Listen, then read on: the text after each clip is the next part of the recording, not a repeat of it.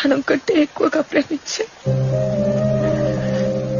అప్పుడు మీరు నాకు దూరంగా ఉన్నా కూడా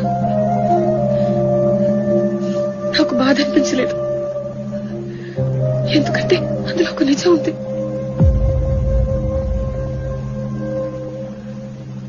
కానీ ఈ 10 రోజులు మీరు నన్ను ప్రేమిస్తున్నట్టు నటిస్తుంటే